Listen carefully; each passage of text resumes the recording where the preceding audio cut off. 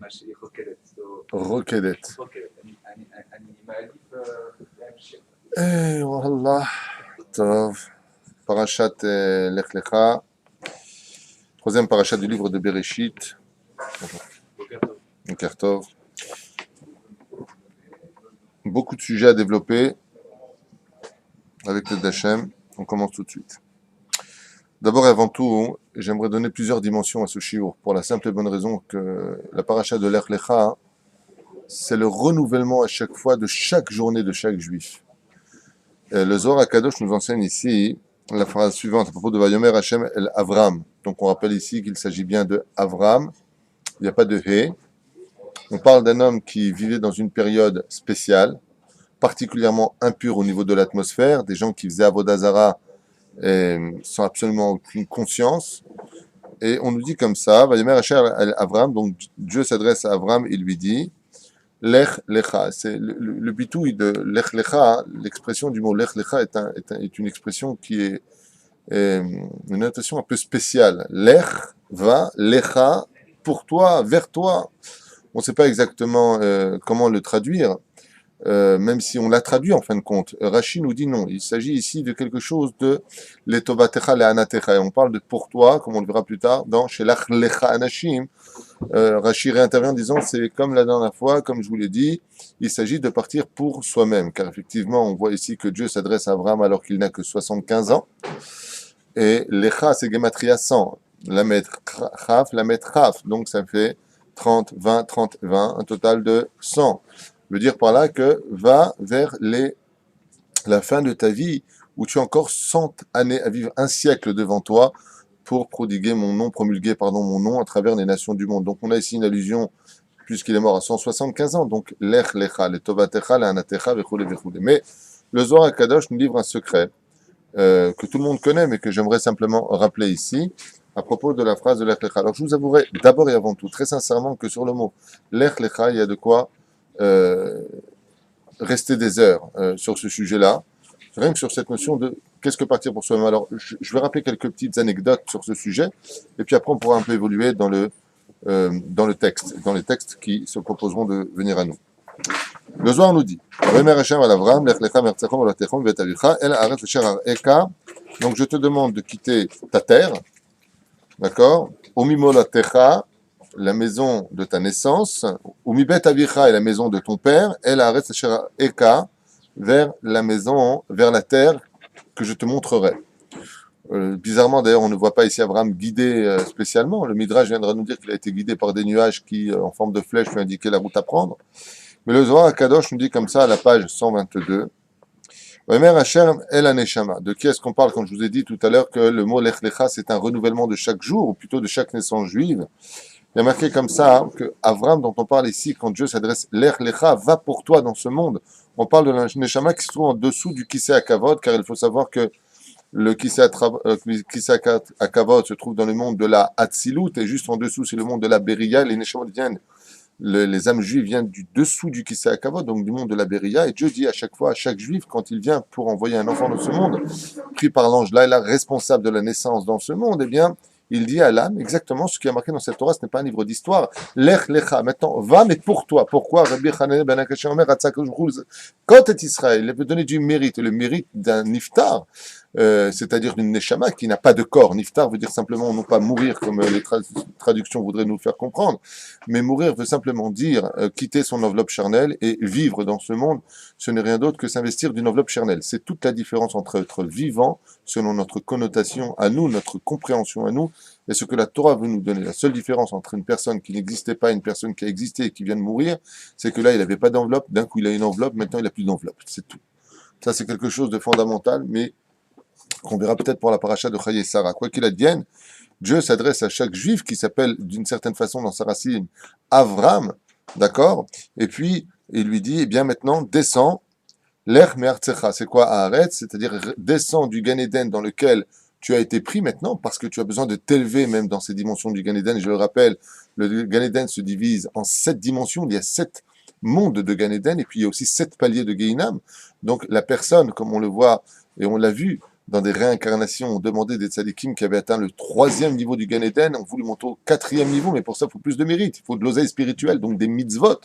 Donc Dieu lui dit, lech lecha, les tovatecha, la anatecha, comme nous dit Rashi ici, dans un sens profond, va parce que j'ai besoin pour cela que tu puisses te payer ton Gan Eden, car toute l'histoire de la création du monde, pour l'homme, à travers la faute qui faisait partie un temps soit peu des plans divins, c'est que nous puissions manger du pain de la gloire, en pouvant payer, ce que nous allons obtenir et non pas obtenir le pain de la honte, c'est-à-dire de recevoir gratuitement sans aucun effort le monde que Dieu nous a réservé, comme le dit le Derech Hashem du Ramchal, le monde a été créé les tivlo pour l'homme, pour lui. Pourquoi? Pour qu'il puisse choisir l'endroit à la limite avec qui il voudra partager son monde futur, là-t-il lavo.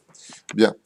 Klomar Igi Azman Shetirdi Laolam Hashafel, il est venu pour toi que tu descendes dans le monde d'ici-bas, Vetikansi la Guf Araoulach, afin que tu rentres dans ce corps qui soit digne pour toi par rapport au plan divin. Umi Molatecha, c'est quoi donc de l'endroit où tu es né? Je rappelle que les Juifs, selon la Chassidoute, selon la Gemara, sont appelés Chelek Elokam Ma'al, c'est-à-dire que je vais faire très attention en essayant de traduire cette phrase qui ne voudrait rien dire au niveau du pshat, mais surtout au niveau du sod. Nous sommes une partie créée d'une source énergétique qu'on appelle la Shekhinah, donc une partie de Dieu. Bien entendu, n'imaginez pas une fraction de seconde que Dieu a pris de la pâte à modeler sa partie à lui et qu'il a formé une neshama. Chaz v'shalom, Dieu n'a pas de corps, n'a pas de semblant de corps ni de forme. Ça va bien au-delà de ce que notre esprit pourrait comprendre. Mais quoi qu'il advienne, nous sommes une partie donc qui venons de comme on l'a dit tout à l'heure, donc de la maison de ta naissance. Et d'où est-ce qu'on vient? On vient de la Shekhinah. Umibet avicha, c'est qui Umibet avicha? Mikise akavod, la maison dans laquelle nous avons été créés, la maison dans laquelle nous avons grandi, que notre neshama a pu donc s'exprimer, c'était mitachat kise akavod. El haaretz ainu, quel est le représentant de la terre dans le monde? Si je devais, et Maurice pourrait répondre très facilement à cette question, puisque tu en avais parlé la dernière fois avec moi, on en avait parlé, hein? Oui, enfin, l'homme, on va dire, voilà. Pourquoi? Comment l'homme a été fabriqué, vous vous rappelez? De tous les pays de la terre. Oui, on l'a expliqué ça, vous vous rappelez? Donc, qui est le représentant de la terre? L'homme, le corps humain. Donc, elle arrête sa chère Eka, que je te montrerai. Pourquoi je te montrerai? Car la seule fenêtre qui permet de passer de la dimension de l'âme à la dimension de la matérialité, ce sont les yeux. Asher Areka, je vais te montrer. Donc je vais t'introduire, nous dit le Zohar HaKadosh, dans une formation qui représente le monde de la terre, dans ce corps, nous dit le Zohar. Asher Areka, Asher Raouilach, donc qui est digne de toi et pas n'importe quel corps. Il y a des corps qui seront parfaits, il y a des corps qui seront beaux, des corps qui seront moins beaux, des corps qui seront en bonne santé, d'autres corps qui seront paralysés, mais c'est digne pour nous par rapport à notre réparation. S'il y a des gens qui ont faute avec le bras, alors ils risqueraient d'avoir une paralysie du bras pour payer un tant soit peu ce dû, ou alors, des fois, c'est le contraire, nous disent les sages. Ce sont les âmes qui demandent de paralyser certaines choses avec lesquelles ils ont mal agi pour ne pas retomber dans la déchéance morale. Afin que dans ce corps puisse accomplir les mitzvot assez comme être l'étéfine velota assez comme ne pas regarder. Et je ferai de toi une grande nation, car à travers les mitzvot qu'un homme accomplit dans ce monde, et effectivement, on vient seul, comme Abraham, dans ce monde qui était seul à lutter contre un monde entier. C'est très dur de se lever le matin et de commencer à aller prier et de faire grandir le nom d'Hachem à travers le Kiddush Hachem, comme on a pu le constater avec la perte de notre Rav, Rabbi Chaim Ovadia Yosef Zatzal, qui est venu seul au monde, d'une petite famille toute pauvre, et puis qui a été capable de ramener à Kadosh Baruch Hu plus d'1 million de personnes à son enterrement, et des millions d'élèves à travers le monde. Le Rabbi de Lubavitch, le Rav Shar, tous les grands d'Israël sont nés que d'une tipa sroucha, d'une toute petite semence de rien du tout. Et puis voilà que quand ils repartent, ils amènent une nation entière. Ce n'est pas la nation d'Israël dont on fait allusion ici, dit le Zohar Kadosh, mais on parle de cet homme qui est parti seul dans ce monde et qui est capable de revenir avec des billions d'anges blancs devant Kadosh Baruch Hu en disant « Regarde, Hachem, tu m'as envoyé seul avec un ange. » Effectivement, il y a un ange qui nous garde, mais regarde, moi, ce que je t'ai amené, une nation entière. Et sera les Goy Gadol par le Srout des mitzvot, tu seras capable d'être à la tête d'une nation entière qui sont tes mitzvot, tes anges blancs, nous livre le Zohar HaKadosh. Deuxième explication toujours cité par le Zohar, mais Atzecha me'olam hazeh, molatecha mibet avicha, shazov abba ve'ima, achim ve'achayot, v'chol ha'mishpacha el haaretz asher arecha le'oto makom shezachita kefi ma'asecha. Tu devras aussi quitter la maison de ton père et la maison de ta mère pour devenir Bezrat Hashem un homme indépendant. Je tiens à rappeler d'ailleurs une parenthèse importante, Alpi Halacha, qui nous a été livrée par les sages, bien entendu, c'est que le vrai respect des parents intervient le jour justement où... Je n'entends pas. Ah, très bien. Tenez. Ça a l'air Sadartem, Yofi. El Haaretz Asher Eka, un des plus grands degrés du Kibbout Avem, c'est quand on est capable, le plus vite possible, bien entendu avec la volonté des parents, non pas en les basant, de quitter la maison et de devenir indépendant. C'est ce qu'on appelle le vrai respect des parents. C'est vraiment le vrai niveau que l'on puisse atteindre, comme par exemple les quitter pour vite se marier et devenir indépendant et non plus être à leur table. Papa, Todarabah, j'ai grandi aujourd'hui, je peux me débrouiller tout seul. Au contraire, maintenant, c'est à moi de te donner et non plus à toi de me donner. Encore une halakha qu'on apprend de cela. S'il s'agit de quitter sa famille et ses parents pour monter en Eretz Israël, le vadaï qu'on peut le faire. Quitte tes parents, quitte tout cela pour partir. Encore une explication rapide que je vous donne, c'est que des fois, quand on vit dans une ambiance où on a fait teshuva et qu'à la maison, il y a encore du porc et on parle très mal et les femmes ne sont pas habillées tsnuot, ça serait les pas tsanoua, elle n'a rien à faire du monde de la Torah. Alors, il n'y a aucun problème de prendre ses affaires, je le dis à voix haute, il n'y a aucun problème de prendre ses affaires, même si les parents ne le veulent pas, et de partir étudier dans une yeshiva. Car, le jour où tu partiras de ce monde, comme nous enseigne le Zohar, il n'y aura pas ni papa, ni maman, ni tes frères, ni tes sœurs, ni tes amis pour te sauver. C'est toi et toi seul. Imen anili mili, ukshenatzmimani, veim lorsha, veimatai. Si je ne suis pas pour moi, qui le sera? Donc on apprend plein de choses comme ça, plein de dérivés, je vous ai dit, de cette phrase extraordinaire de Lech Lecha. Le otom akom shezachita kifi ma'asecha ve'omrim.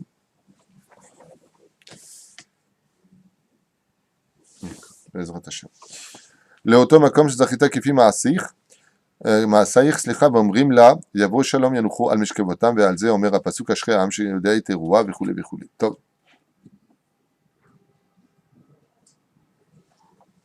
On va s'arrêter là pour l'instant parce que j'ai beaucoup de choses à dire, Bezrat Hashem, sur cette notion de Lech Lecha. J'avais donné une explication qui avait beaucoup plu et j'aimerais à la limite revenir dessus pour les internautes, ceux qui nous écoutent, Bezrat Hashem, sur cette notion de Lech Lecha. Alors je rappelle très brièvement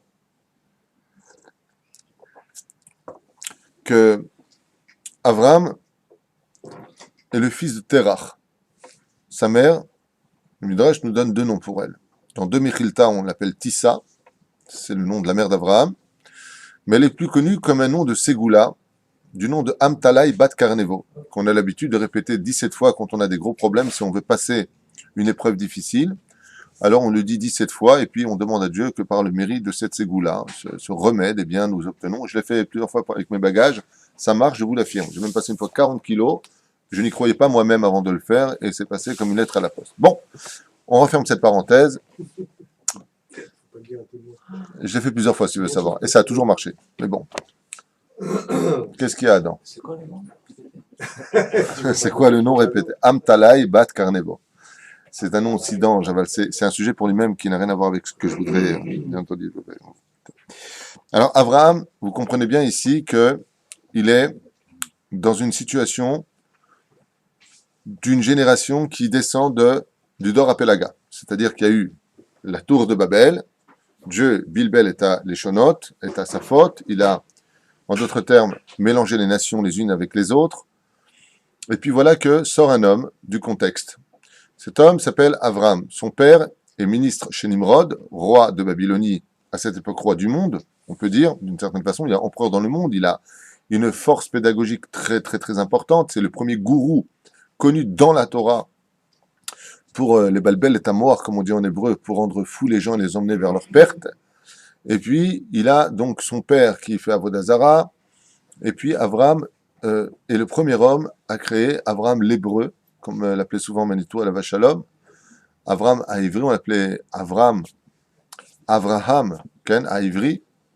Pourquoi? Parce qu'il était seul du côté du Jourdain face au monde entier. Il est passé du côté du Jourdain en Eretz Israël. Il y en a qui disent, pourquoi on l'appelait à Ivry, celui qui était face au sens contraire du Zérem. Comment on dit le Zérem comme ça défie? Non. Le courant. tout le courant partait vers les statues d'Avodazara, et puis lui, il dit non, stop, arrêtez vos bêtises, tout ça, ça n'existe pas, on viendra sur ce sujet-là, avec un Mahamar hors du commun du Rabbi de Lubavitch avec l'aide de Dieu, Bezrat Hashem, sur cette explication qu'on citera tout de suite après. Alors, ce qu'il faut comprendre, c'est que, vous savez que la Torah, c'est un enchaînement de choses, c'est-à-dire qu'il n'y a pas le livre de Pirkei Avot, il n'y a pas le livre de Masechet Shabbat, il n'y a pas le livre de Bereshit. En réalité, quand tu fais un collier qui doit être très harmonieux, tu verras que tu auras plusieurs pierres différentes et puis en même temps plusieurs couleurs différentes. Si tu sais les allier les unes après les autres et savoir les mettre dans cette espèce de fil conducteur, eh bien tu obtiendras sur toi un magnifique bijou qui harmoniera parfaitement ton visage et Bezrat Hashem te représentera. La Torah, c'est exactement la même chose. Pour comprendre des fois ce qui est marqué ici, il faut connaître l'ensemble de la Torah, ici ou ailleurs, hein, bien entendu. Mais toute la Torah, ce n'est rien d'autre qu'une chaîne. Dans la 24e Mishnah, si je ne m'abuse, du 5e chapitre de Masechet Avot, il est marqué là-bas une situation d'évolution. On nous parle d'âge, on nous parle de ce que l'on fait. Donc on ne va pas tout faire, ce n'est pas le but. On nous dit comme ça. Ben Chamesh, quand on a 5 ans, la Mikra. Donc on commence à étudier Bereshit, Shemot, Vaikra, Bamidbar et Devarim. Ben Eser, la Mishnah. Quand on arrive déjà à 10 ans, on a fini donc d'étudier toute la Torah, les parachiotes. Donc on a eu combien d'années? 5 ans. Chaque année, 5 livres de la Torah. Ben Eser la Mishnah. Ben Shlosh Esrei la Mitzvah. Donc à partir du moment où on a quitté le monde de la connaissance minimale de l'étude de la Torah et de la Torah orale uniquement basée sur le domaine des Mishnayot et pas plus selon la Mishnah qu'on est en train de dicter, on passe à la mitzvah, c'est-à-dire maintenant je passe dans l'obligation, je rentre dans le monde des grands, et je dois y adhérer. Ben Chamesh Esrei, la Talmud, la Gemara. À partir de 15 ans, je commence déjà à ouvrir mes Gemarot, et je commence l'arbitre pour finir tout le chasse, à étudier, pour finir le chasse, c'est-à-dire tout le Talmud. Ben Shmona Esrei, la Choupa, à 18 ans, je me marie. Si j'ai pas trouvé Ben Esrim Lirdov, c'est un sujet pour lui-même. C'est-à-dire que tu n'as pas trouvé à 18 ans, n'oublie pas que tu dois te marier le plus vite possible pour plusieurs raisons qui ne sont pas le sujet d'aujourd'hui, mais tu devras poursuivre, c'est-à-dire continuer à faire tes shidduchim jusqu'à trouver Bezrat Hashem, comme on dit, Sheikh Marmite à son couvercle, donc trouver ton âme sœur, quoi que tu n'as pas besoin de la trouver, c'est Dieu qui te l'amènera, c'est une question de confiance. Et Vechoulé, Ben 30, Ben Arbaim Labina, Ben Chamishim Laïtza, Vechoulé. Bizarrement, quand on arrive à la fin de cette Mishnah, il y a marqué là-bas, Ben Mea, Keil ou Met ou Batel Mina Olam. Quand on a 100 ans, on est considéré comme mort et annulé de ce monde. D'un coup, on a dit au début, il est marqué ici dans le texte de la Torah, Vamer Hashem El Avram Lech Lecha. J'ai besoin de te dire quelque chose. J'ai besoin que tu ailles pour toi. Ça veut dire quoi que tu ailles pour toi? J'ai besoin que tu ailles jusqu'à ta mort et jusqu'à disparaître. Ça veut dire quoi? Je répète, la Mishnah nous dit, quand on a 100 ans, c'est comme si on est annulé de ce monde et mort. Dieu lui dit, je ne peux pas commencer ton histoire réellement parlant, jusqu'à ce que tu sois considéré comme mort et inexistant dans ce monde. Alors qu'on va tuer Abraham? Non, non, non, non. Il te suffit d'aller jusqu'à toi-même pour renaître de nouveau. C'est-à-dire, va jusqu'à tes 100 ans. De qui la Mishnah a dit, à 100 ans, c'est qu'on était mort et annulé de ce monde. Et pourquoi? Pour ne pas que Terach, ton père, biologique, se vante d'avoir dit « Moi, j'ai engendré un fils dans cette collaboration avec Nimrod. Je suis ministre chez Nimrod, j'ai les moyens, j'ai eu un fils, je veux le srout de mon fils. » Non, non, non, non, non, mon pote, pas du tout. Tu seras le fils de ton père jusqu'à l'âge de tes 100 ans. À partir de 100 ans, il y aura une renaissance d'Abraham. Et effectivement, comme vous le savez tous et toutes, bien entendu, il y a 2 mitzvot que l'on fait quand un enfant vient de naître. 2 choses que l'on fait pour lui. La première, la brite. La deuxième, donner un nom. Effectivement, c'est à l'âge de 100 ans qu'Avraham Avinu, dans sa 99e année, à 100e année, qu'Avraham Avinu fera la Brit Mila et changera de nom. On ne lui appellera plus Avram, mais Avraham. Et regardez bien ce que vient nous enseigner le texte. Tout celui, Chazve Shalom, qui rappelle que le nom de Avraham, si ce n'est hors contexte de la prière, comme on le dit le matin, était Avraham envers Alissour, il fait un péché. On n'a pas le droit de dire de Avraham qu'il est Avraham, à un tel point que quand le Chazan le lit, Avram, Avraham, pour une lettre, tu vas nous casser les pieds? Non. Si tu dis qu'il est Avram, tu changes toute l'histoire. Parce que Avram est le fils de Terach, mais Avraham, c'est le converti. C'est celui qui se convertit comme un converti à qui on va changer le nom et à qui on va faire la Brit Mila. Il passe le Jourdain comme un mikvé. Avram, c'est le père d'Ishmaël, celui qui fut avec Agar. Tandis que Avraham, c'est le père de Yitzhak, celui qui naquit de Sarah Imenu. C'est pas le même personnage du tout, car ce n'est pas du tout la même âme. Dans le livre Imrechen, ils expliquent que dans la renaissance d'Avraham Avinu, à l'âge de ses 100 ans, quand Avraham, comme lui dit, Lech Lecha, va jusqu'à toi, ça veut dire quoi jusqu'à toi?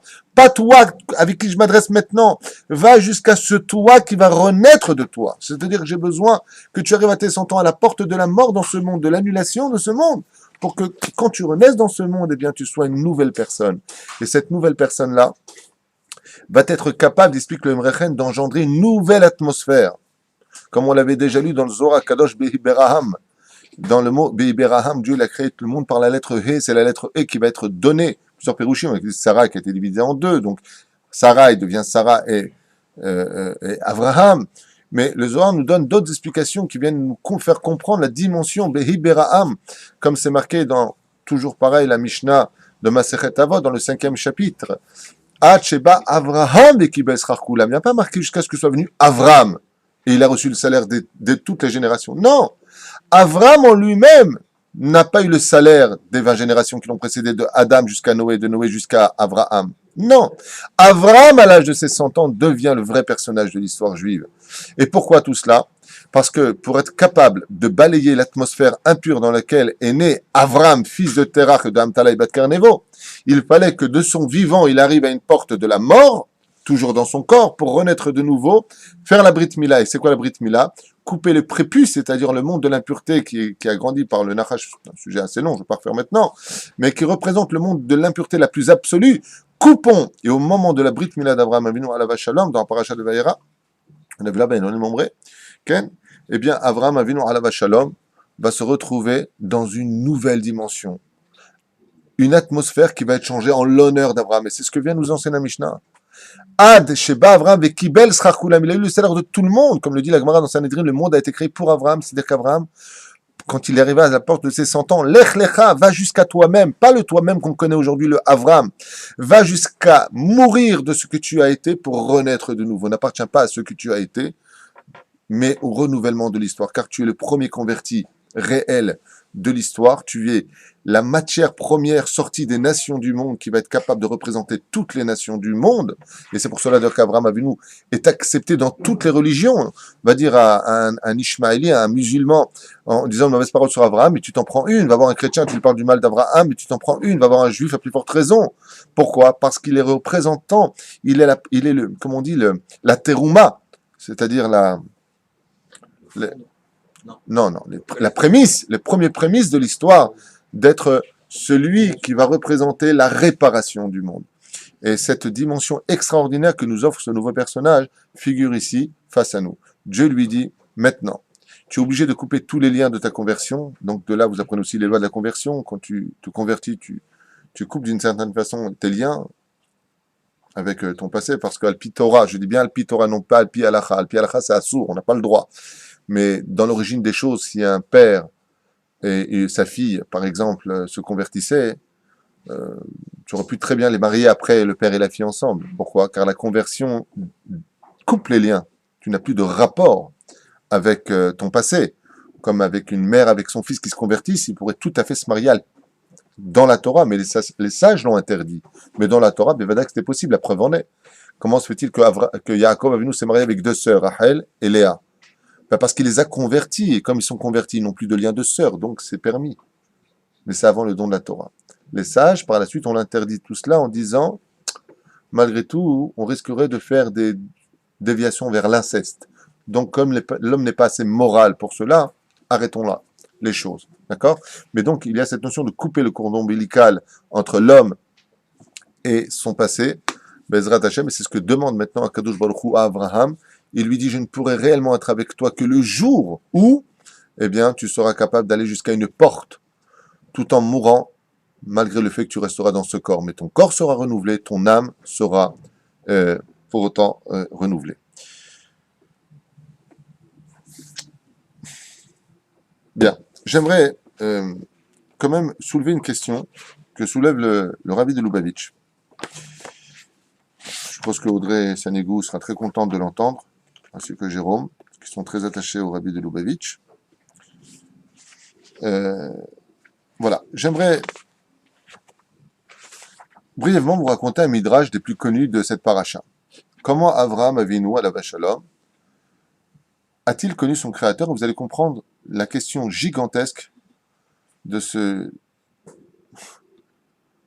géant de la Torah, qui était le Rabbi Lubavitch, et qui pose une question à laquelle il y répond de façon absolument merveilleuse dans le domaine de la Chassidut. Alors écoutez bien d'abord et avant tout la préface que je m'octroie de vous livrer afin de mieux comprendre ce qu'il veut dire ici. Be'ot Avraham ben Shalosh Shanim, quand Avraham Avinu n'avait que 3 ans, il a commencé à réfléchir. De là, vous avez compris par rapport à ta question, pourquoi est-ce qu'on fait le chalaké à l'âge de 3 ans, vous vous rappelez? Maintenant, il devient barda'at, il peut commencer à réfléchir, donc il faut l'aider à monter et à gravir les échelons de la Kedusha, même s'il n'a que du Yetzirara en lui jusqu'à 13 ans et un jour. Tu vois comme quoi, tu vois que tout se relie? Pose une question, le lendemain on arrive à ça. Asher bara et Hashem et Haaretz mitrila aya savur she'Hashemesh bara et kakol. Avraham Avinu, à l'âge de 3 ans, a regardé la puissance du soleil et il s'est rendu compte qu'en fin de compte, le monde ne pouvait pas vivre sans le soleil et il a conclu que le monde avait été peut-être créé par le soleil. Bien. Les midrashim qu'on apprend en général en Kita Aleph. Je ne vous le cache pas. Mais vous allez comprendre la suite. Ou Beoto Yom erach tfilato la shemesh. Et Avraham Avinu a été aussi Oved Avodah Zara, puisqu'il a prié ce jour-là, nous livre le midrash, le soleil. Baruch Ata soleil.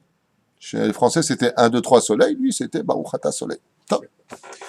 Ou Ksheiri Bayom, Shka'a Chama Ma'erev, et quand s'est couché le soleil, c'est pas qu'avant il se couchait pas, il se couchait, mais Abraham ne faisait pas attention. À 3 ans, il a du darat. Ah, je commence à réfléchir. Ah, si le soleil se couche, c'est qu'il disparaît. Donc, automatiquement, si la nuit est capable de faire disparaître le soleil, c'est que le Dieu de ce monde, c'est la nuit. Donc, il a compris que qui est la reine de la nuit? La lune. Bon, alors je vais arrêter de me prosterner devant le soleil et puis je vais commencer à travailler Moon. Vaya savour chez les Vana, Barash Amim Varetz. Il a dit, bon, puisque tu brilles dans la nuit, c'est que tu es encore plus forte que le soleil, quelque part, car tu es capable, dans l'obscurité, d'apporter de la lumière. Non. Il a commencé à dire, Baruch Hatamun. Imagine un peu. Les Mahorat Rahabina, les Vana Nistalka, Vashema Shoufi Ashouv. Il dit, oh là, il y a une embrouille là. Qu'est-ce qui se passe? Il n'y a plus la lune, maintenant c'est le soleil. Il a dit non, il ne peut pas y avoir un roi deux rois sur un trône, donc c'est ni l'un ni l'autre. Alors qui est-ce?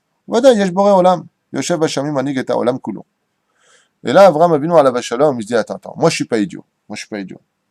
Si je devais prendre, voilà, imaginez que je vienne, dit Avraham Avinu, avec ces 2 pages remplies d'écriture. Et que je vienne vous dire, vous savez comment ça écrit ça? Tu vas pas me croire. Par hasard, il y avait un stylo qui était juste par hasard au-dessus de cette feuille, de ce livre qui était ouvert, qui était blanc. Et en tombant tout seul, par hasard, il a commencé à rebondir, à écrire exactement toutes ces phrases parfaitement compréhensibles. Est-ce que quelqu'un va me croire? Ça s'est écrit tout seul, ça s'est fait tout seul. Allez, je vais la faire à la façon scientifique. Le stylo a explosé, il y a eu le bing bang, ouais, et la tache d'huile qui a explosé de la plume a tout simplement écrit ces lettres parfaitement connectées les unes aux autres pour créer des mots et des phrases d'enseignement incommensurables. C'est possible?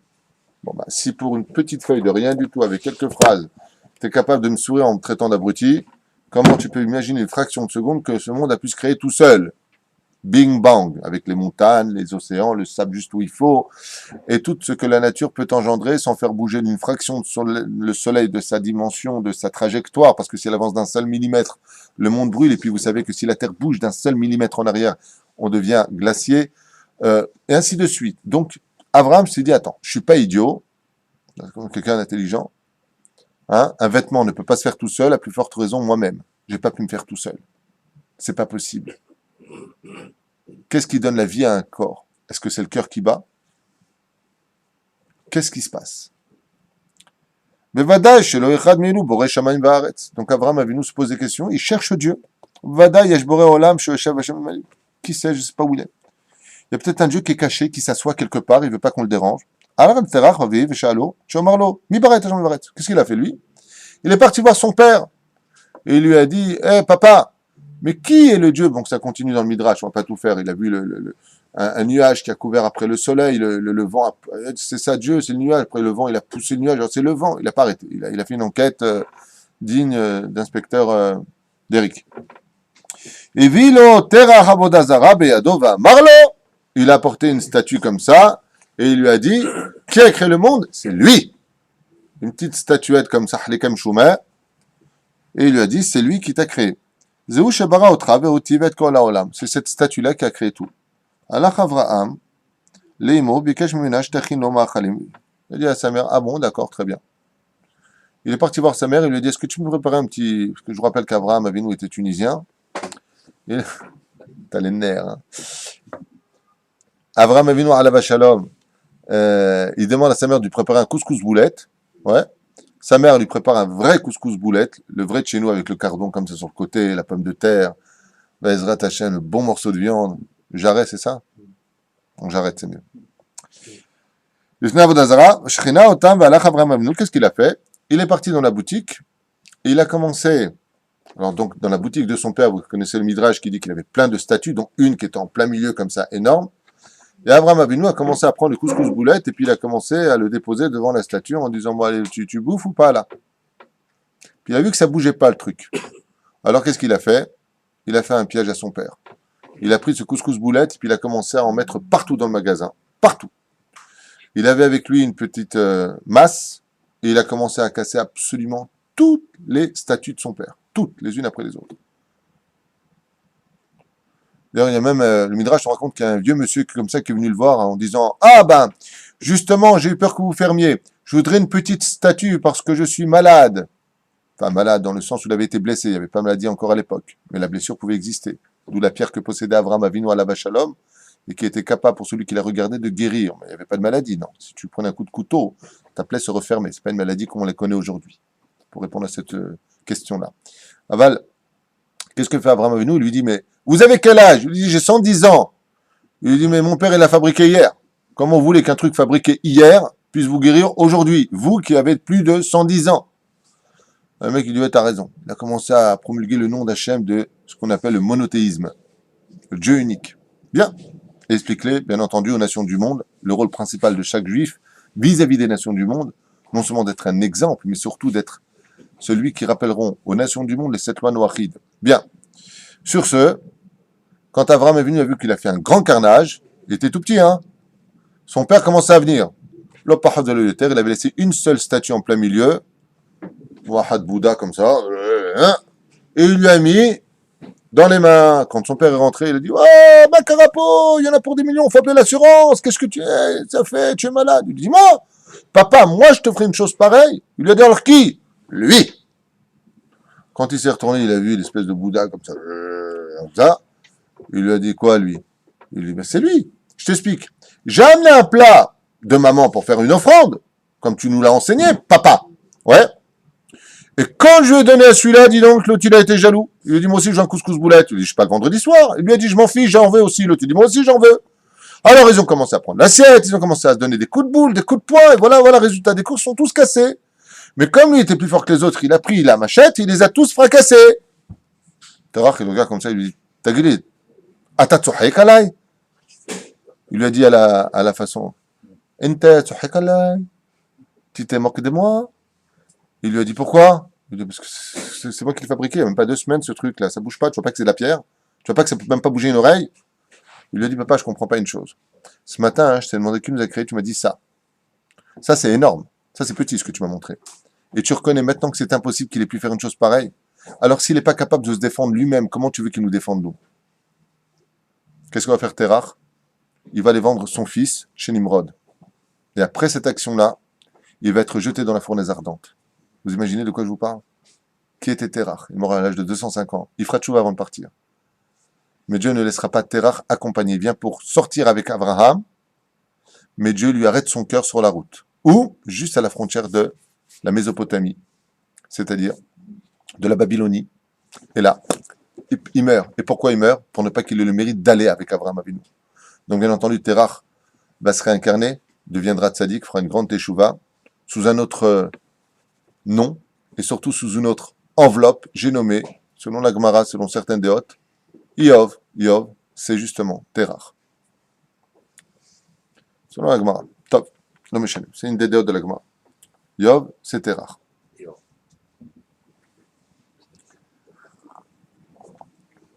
Je m'arrête là pour passer maintenant sur cette préface très importante que tout le monde connaît. Hein. Je ne prétends pas vous apprendre quoi que ce soit, mais ça fait du bien un petit peu de renouveler un petit peu les mochines.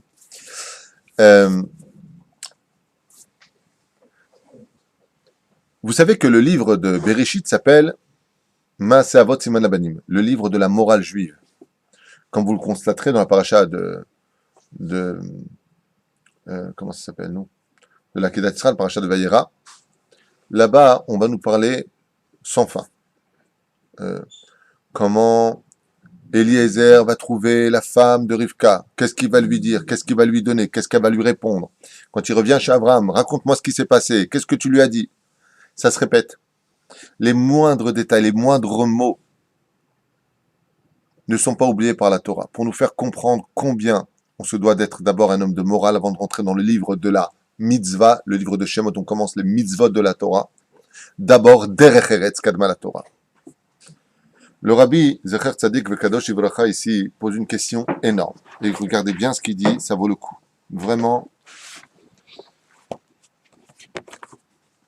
un homme qu'on ne finira jamais de regretter, mais qui vit à travers ses enseignements jusqu'à aujourd'hui grâce à Dieu, et pour toujours. Amen. Le rabbi dit, je comprends pas un truc. Les moindres détails d'Avraham Avinu, les moindres détails, c'est-à-dire qu'est-ce qu'il a mangé, où est-ce qu'il est allé, qu'est-ce qu'il lui a répondu, il a dit à Sarah rentre dans la caisse, il a dit ceci, il a caché, il est revenu. Tout est dit. Quand on finit la paracha de Noach, on vient nous dire, Vayamot Aran al peneterach aviv beretz molato be'ur kasdim, Vaikar Avraham venachor. Donc on nous parle d'Avraham Avinu à la Vachalom, on nous parle ici d'Avraham Avinu à la Vachalom, et d'un coup, de la naissance d'Avraham dans la fin de la paracha de Noach, dit le rabbi de Lubavitch, Zatzal, on passe à Avraham qui a 75 ans, mais ça va pas ta tête, il dit le rabbi de Lubavitch. C'est-à-dire que les plus beaux midrashim sur Avraham Avinu, c'est de ces 3 ans à 75 ans, mais qu'est-ce que tu m'en fais de ces 75 ans? Pourquoi la Torah ne nous en parle pas? Pourquoi Davka, c'est le midrash qui nous en parle? Si tu voudrais nous dire, dit le rabbi, que l'histoire d'Avraham Avinu, entre guillemets, quand je dis l'histoire, c'est-à-dire l'épopée, les contes d'Avraham Avinu, eh bien, ça fait partie des midrashim, alors mets-moi tout ce qu'il y a dedans dans les midrashim, et puis parle-moi de choses principales, de grandes artères, de grandes avenues, mais là, qu'est-ce que tu me fais? Tu me donnes toutes les petites rues, les petites nationales, entre guillemets, dans les explications des Maaseh Avot Siman Labanim, ce que feront nos pères seront un signe pour nous, une éducation pour savoir comment réagir, mais comment il a cassé, comment il a fait tchouva, comment il en est venu à cela? La Torah ne te dit pas un mot, rien. Et le rabbi s'étonne de cela. Quelle question énorme, énorme. Vous avez compris la question du rabbi? Oui. Très bien.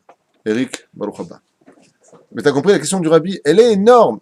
Parce que tout le but de nous avoir donné le livre de Bereshit, c'est de savoir comment se comporter, comment arriver à analyser, comment comprendre, comment faire grandir sa émouna.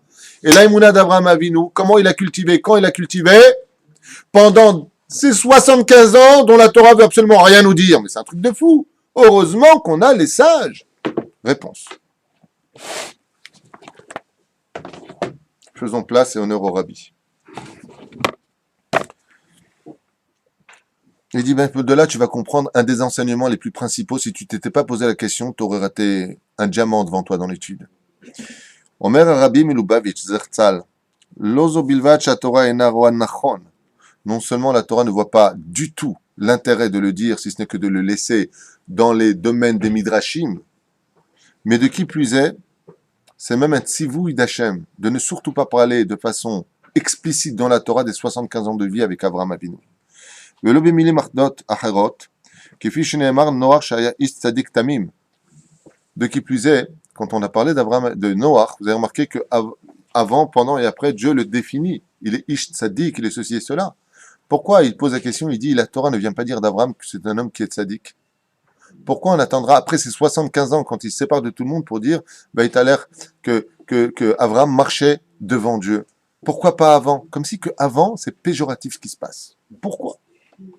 Et là, Bessaf Paracha Kodemet Shema, il dit comme ça. Ah, voilà.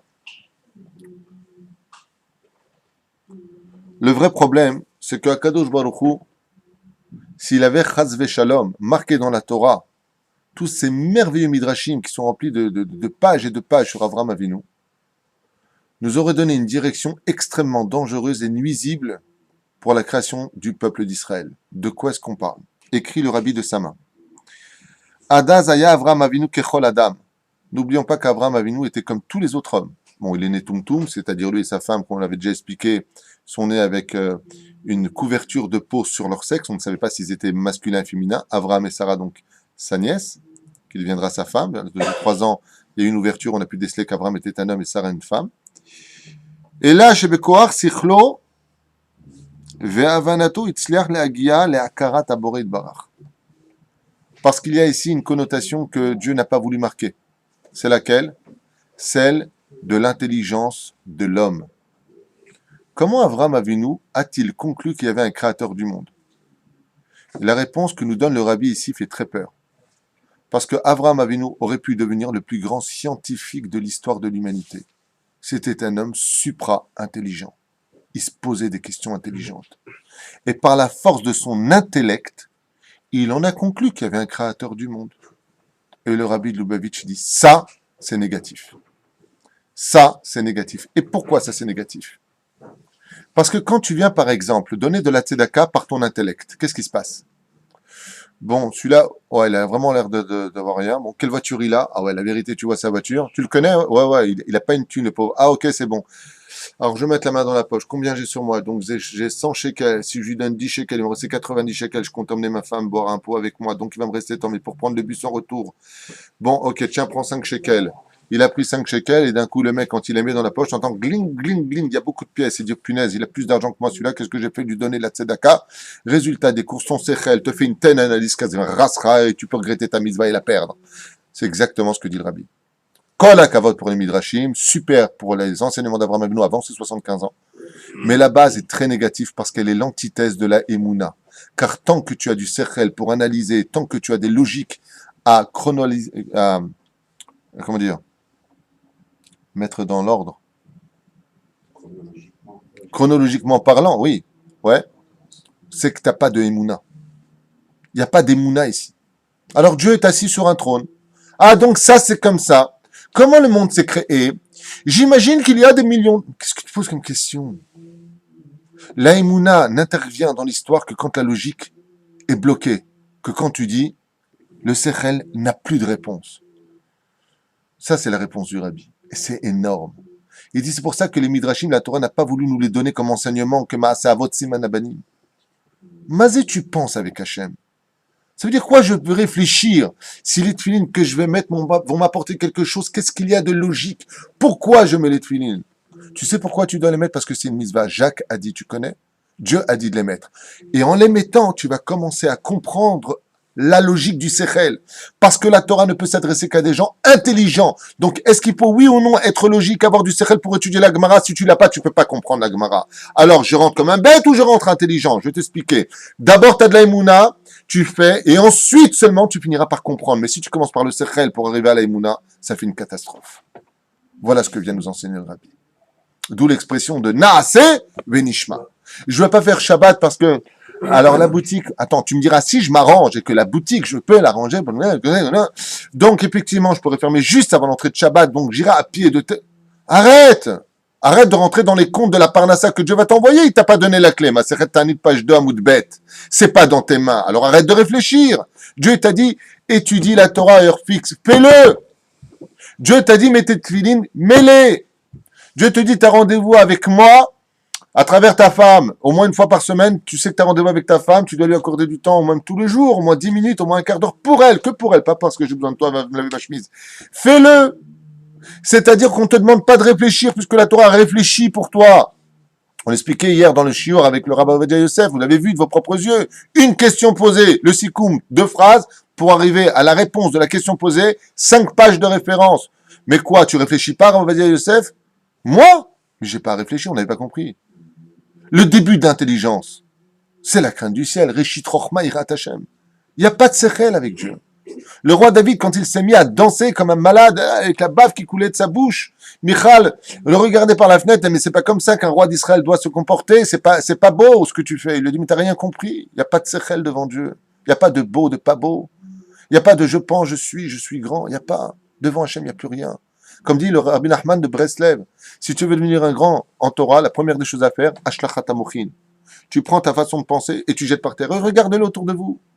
Il y a des gens qui ont des kippotes, et ils font pas Torah mitzvot. La femme, elle est nida. Bon, ben viens, donne-moi le verre, ça va, tu m'as donné le verre, c'est pas la fin du monde. Ah, pourquoi? Je vois pas où est le mal, mais arrête de réfléchir. Réfléchis pas, t'es une andouille, tu comprends rien à ta vie, t'as rien compris, t'es un as. Quand tu auras étudié tout ça, alors tu commenceras à réfléchir.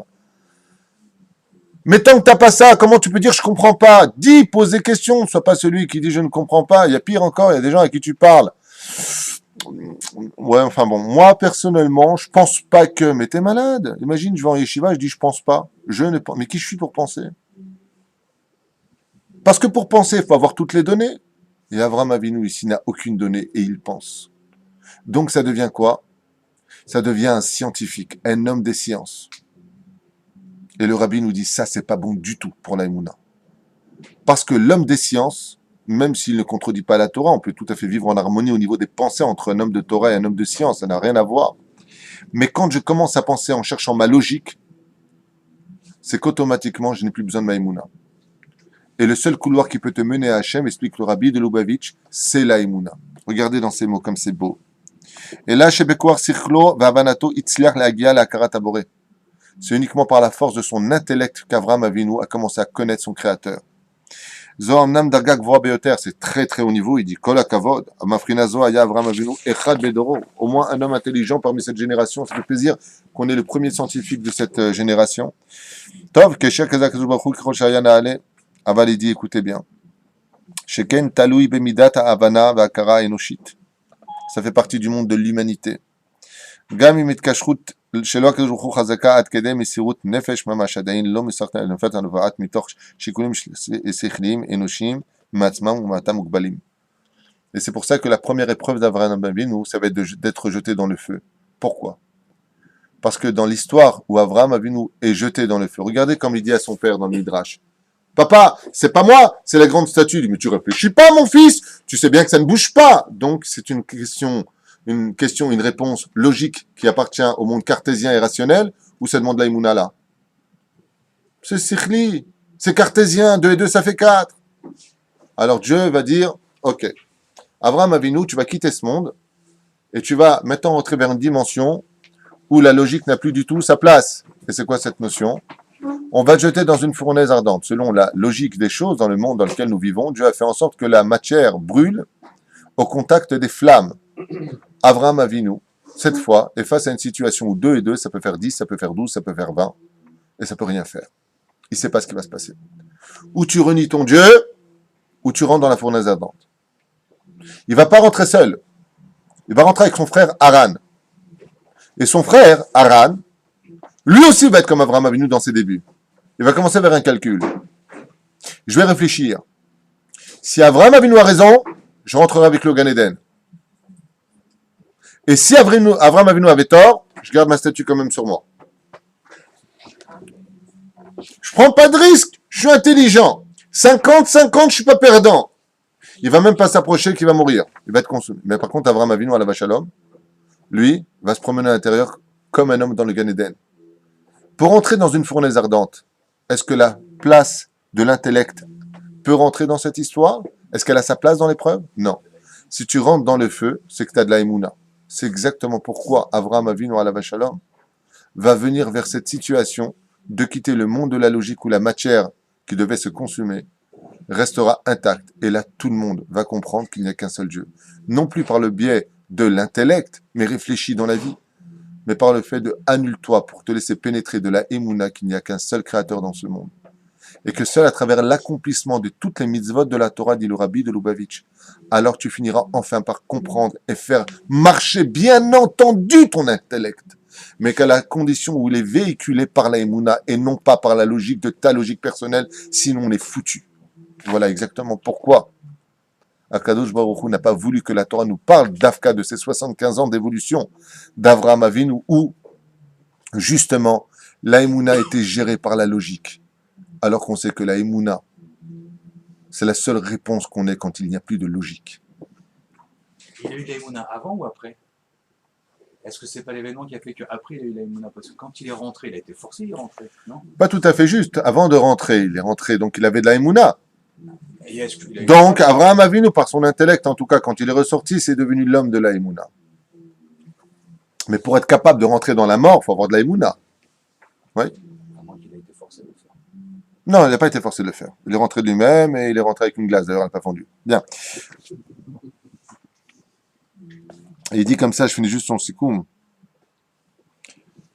Merveilleux, il dit comme ça à propos de cette explication, il dit, écoutez bien, ce que je vais vous lire maintenant, c'est un chidouche énorme pour nous tous dans cette génération. Écoutez bien ce que dit le Rabbi. Mikan gam nigzerat aistaklut ma'amika kol al kol yehudi. De là, n'oublie pas, il te dit le Rabbi en 2 mots. La Torah, c'est pas un livre de Tintin et Milou, ne le mets pas dans la sifria en disant, t'as lu l'histoire d'Abraham? Ouais, j'ai bien aimé le film. Non, non, non, non, pas du tout. Chaque juif peut revivre exactement ces événements. Akesher ben Akadosh Baruch Hu le'am Israël, car le rapport entre le peuple d'Israël et son créateur, Shachel belech lecha chal al kol yehudi. Quand tu liras la paracha de Lech Lecha ce Shabbat qui arrive sur nous, les Tova v'livracha, n'oublie pas que Dieu s'adresse à toi personnellement. C'est pas l'histoire d'Abraham seulement que tu lis une histoire antique, ça s'adresse à toi, mamash, aujourd'hui, en 2013. Ce mercredi dans lequel nous en parlons, ça nous s'adresse à nous. La Torah n'est pas un livre d'histoire.